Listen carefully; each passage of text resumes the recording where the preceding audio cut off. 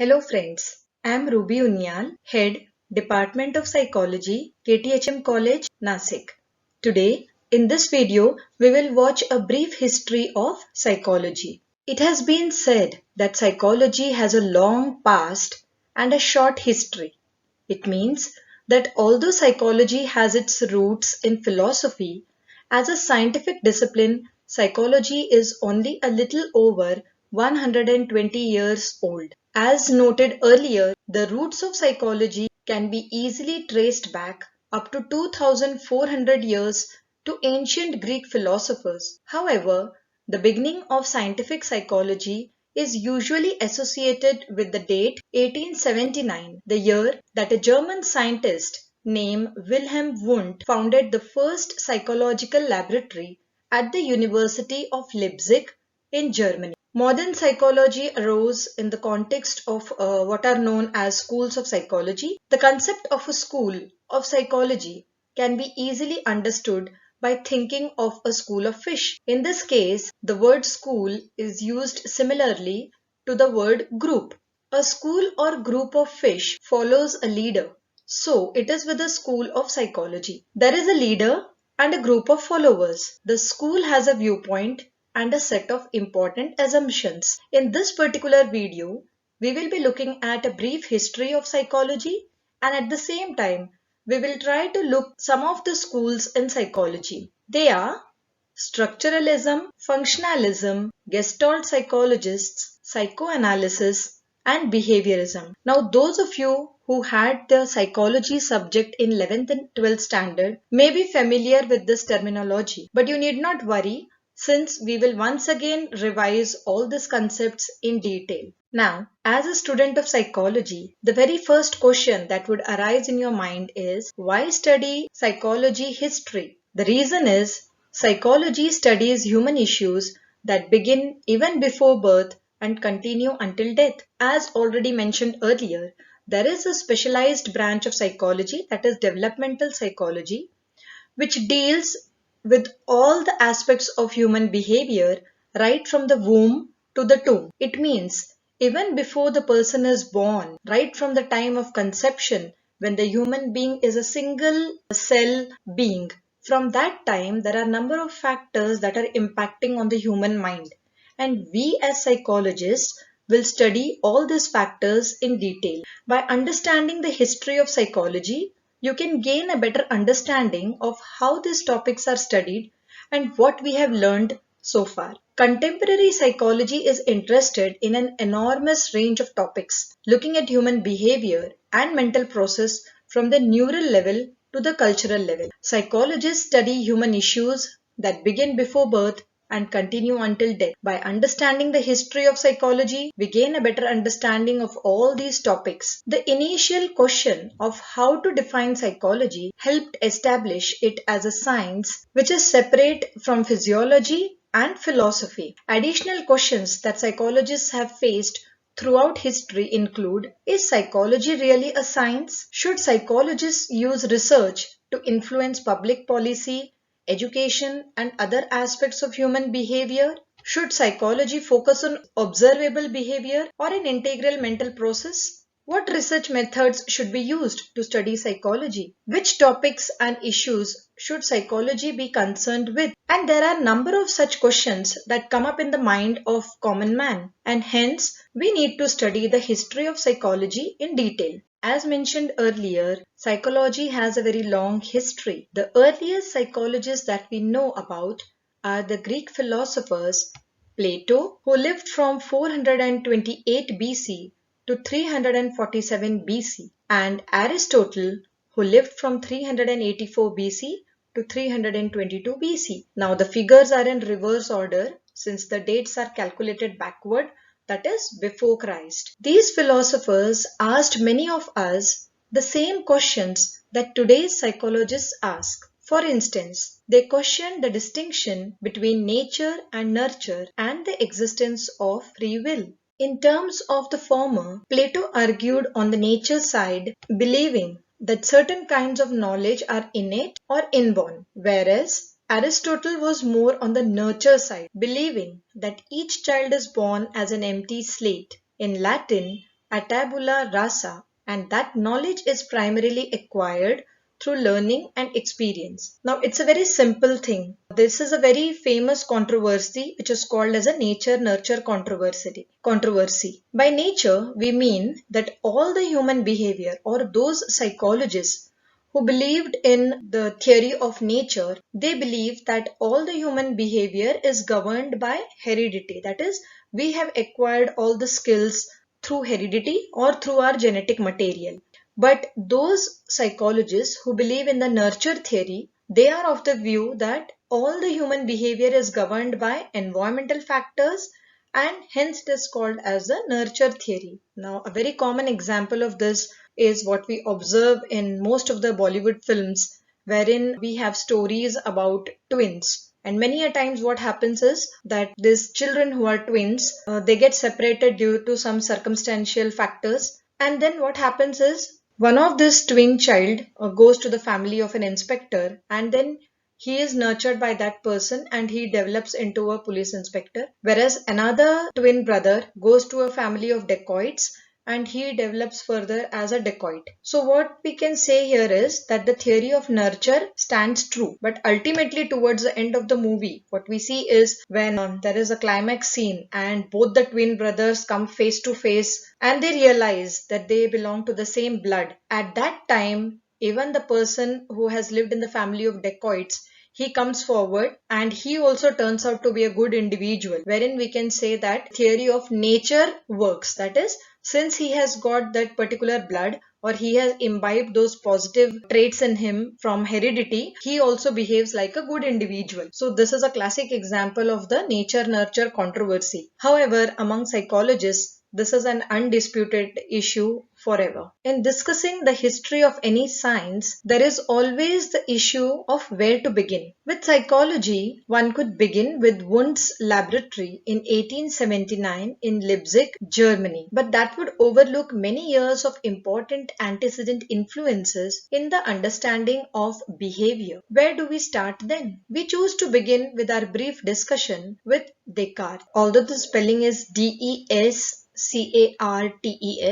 it is pronounced as Descartes. While psychology did not emerge as a separate discipline until the late 1800s, its earliest history can be traced back to the time of early Greeks. Descartes lived from 1596 to 1650 and worked to answer the questions, are the mind and the body same or different? His answer came to be known as dualism or the theory of dualism, which is the idea that the mind and the body are different, and hence it was called as dual theory, but that the mind can influence the body and the body can influence the mind. A very common example that I can state is, suppose you have a very small injury. For example, you have a shoe bite. Just because of that small injury, you try hard to concentrate on the lectures or on any work that you're doing, but it becomes very difficult because continuously at the back of the mind, you have that small thing that something is hurting. So here we can say that the physical state or the physical part of the body is influencing the mind. In the same manner, if you take another example wherein you have a party at home in the evening, or you have some guests that are arriving at your place, or you have a long distance friend who is coming up to your place, or there is a death in the family, or you are sad because you are upset about something that happened throughout the day. In all these circumstances, you find it difficult for your body to adjust with the situation. Sometimes you have sleepless nights, sometimes you skip your lunch or dinner in excitement. That is, either you are very happy or you are very sad. At all these times, we can say that the mental state or the mind, it influences the body. A scientist as well as philosopher, Descartes dissected animals and was among the first to understand that nerves controlled the muscles. He also addressed the relationship between mind, the mental aspects of life, and body, that is the physical aspects of life. Descartes believed in the principle of dualism, that mind is fundamentally different from the mechanical body. But dramatic changes came during the 1800s with the help of first two research psychologists. The first was the German psychologist Wilhelm Wundt, who developed a psychology laboratory in Leipzig,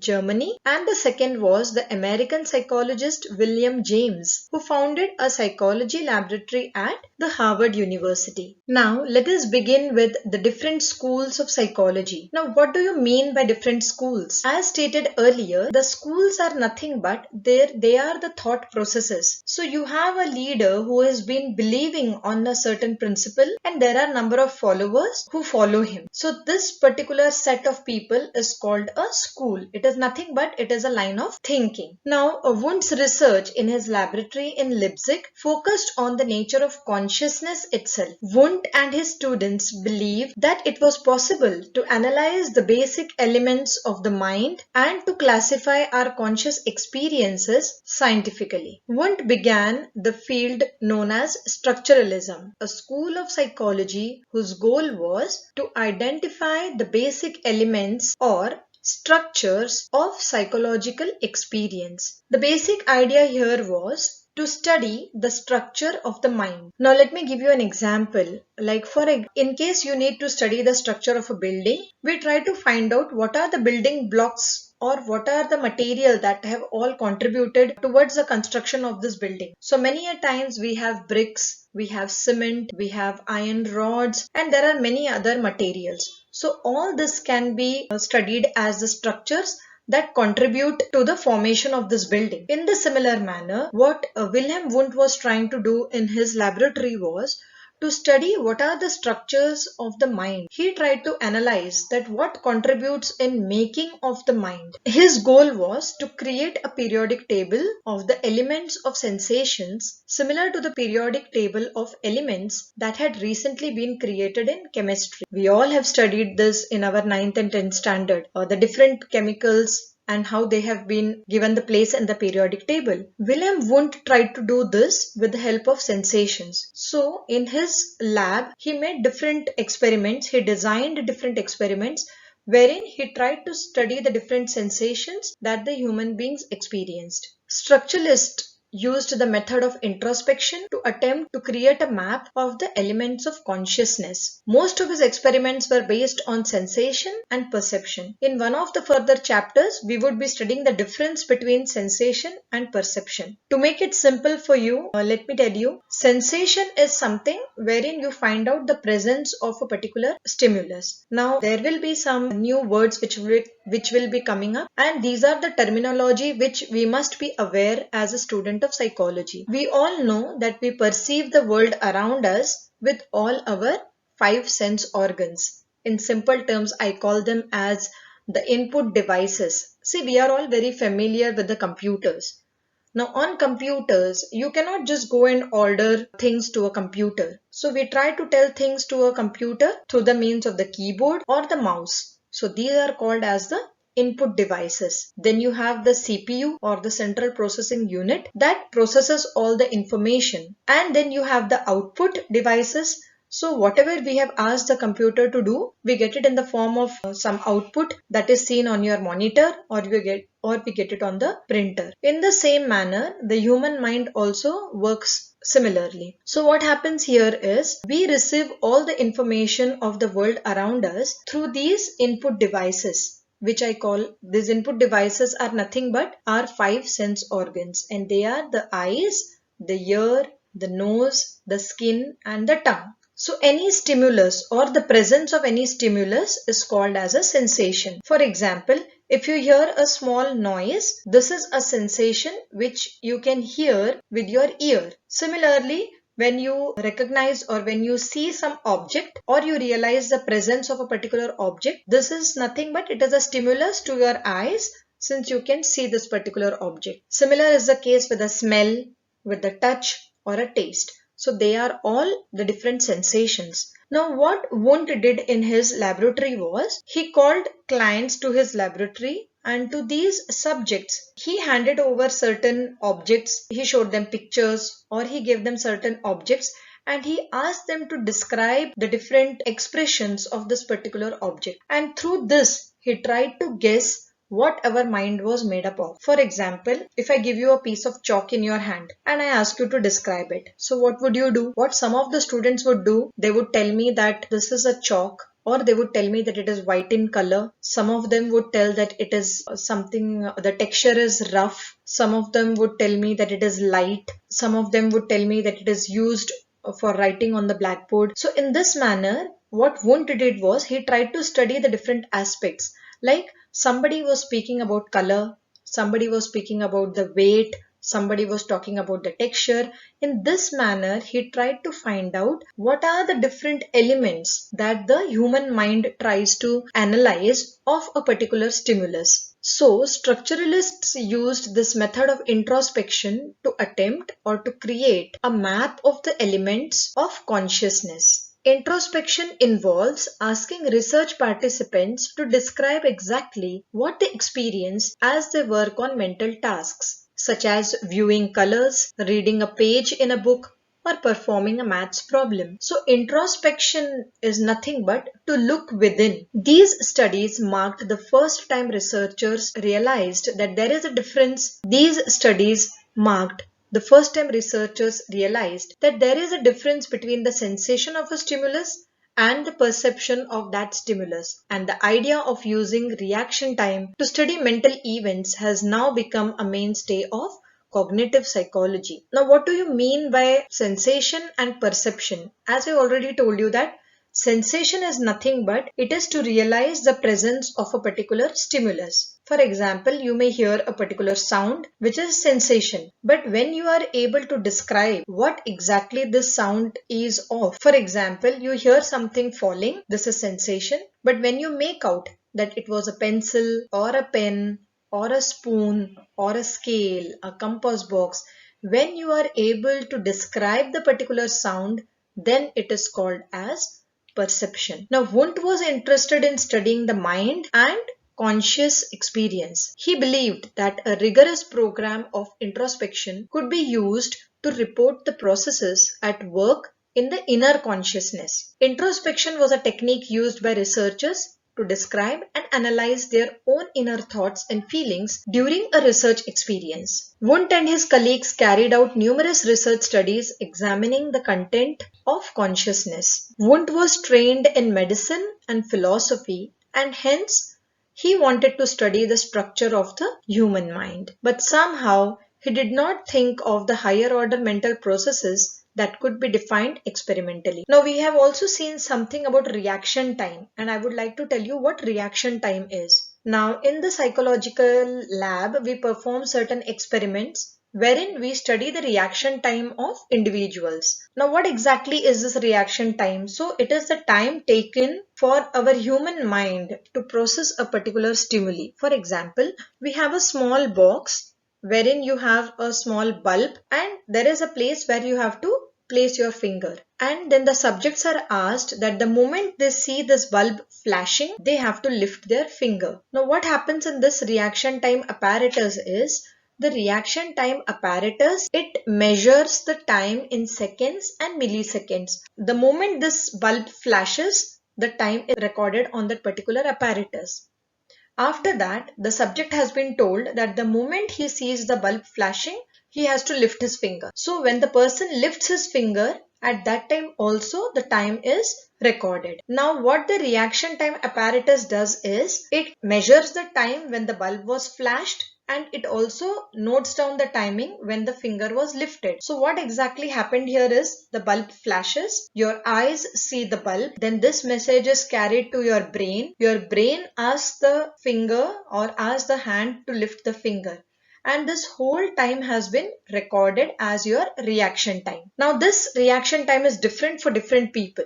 The very common example can be if you stand at the signal, a traffic signal on the road. Many times we see that there are few people who at the split second when the signal turns from red to green, they just move ahead. And many a times we think that they must have defaulted, but actually they move only when the signal turns green. In contrast, there are other people, the signal turns down, it changes from red to green, and there are all the people honking from behind, and then they suddenly look at the signal and realize that, oh, that signal has changed, and then they move. So what happens is, this is nothing but it is the reaction time of how fast your brain processes the stimulus. So in structuralism, in the lab where Wilhelm Wundt was working, he studied on all these factors. So this school of thought, or these people who believe in structuralism, tried to analyze the building blocks of the mind. They tried to study what is the structure of the mind. He wrote many books about psychology, philosophy, ethics, and logic. Perhaps the best known of structuralists was Edward Bradford Titchener. This situation changed rapidly by the beginning of the 20th century, when America took a strong hold on psychology. Perhaps Wundt's greatest influence was the mentoring of students. Over 160 students, which is an astounding number, received their PhD under Wundt's supervision. One of those students was Edward Bradford Titchener, commonly known as E.B. Titchener, who studied with Wundt in Germany and then immigrated to Cornell University to promote his own variation of Wundtian psychology called structuralism. Structuralism, the study of anatomy of the mind as a system of psychology, shares some common characteristics with Wundt's idea. Both systems were interested in the mind and conscious experience, and both used introspection. Structuralism departed from Wundt's ideas, however, in its application of introspection as the only method available for experimental inquiry, and applied much more rigorous standards in its use. Titchener also spelled out quite clearly what structuralism was not interested in: applied problems, children, animals, individual differences, and higher mental processes. Titchener's goal for structuralism was to use this rigorous introspective method to discover and identify the structures of consciousness, and hence the title structuralism. Once the structure were understood, the laws of association could be verified, and then one could study the physiological condition under which ideas and concepts became associated. The ultimate goal was to understand the working of the mind. Although the pursuit of structuralism basically died with Titchener, he provided a concrete system of psychology which would later be the subject and focus of major changes in psychology, resulting in an alternative approach to psychology which was later called as functionalism.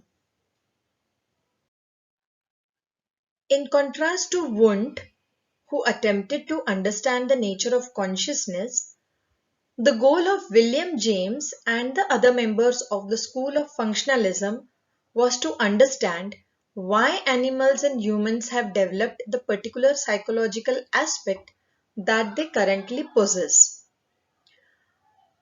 Now I can just give you a simple example to differentiate between structuralism and functionalism. So the school of structuralism, they wanted to find out the structure of the human mind. They wanted to find of what human mind is made up of. Whereas the people who believed in functionalism were more interested in the working of the human mind. For example, there are a group of people. If I ask you to describe a bicycle, so some of you may tell me that bicycle is a vehicle which has two wheels, it has a handle, it has a paddle, it has seat, and it has a carrier, and it has got a chain. And there may be a group of people, or there may be another people who may tell that a cycle is nothing but it is a means of transport and it helps us to move one or more person from one place to another. Now I hope you can understand the difference. The first group of people who describe a cycle as having two wheels and a handle and a paddle and a seat, we can call them as the people who believe in structuralism, because they are describing a cycle from the point of view of its structure, or what are the building blocks of a cycle. But the another group of people who tell that a cycle is nothing but it is a means of transport and it helps to move from one place to another, they are not describing the structure.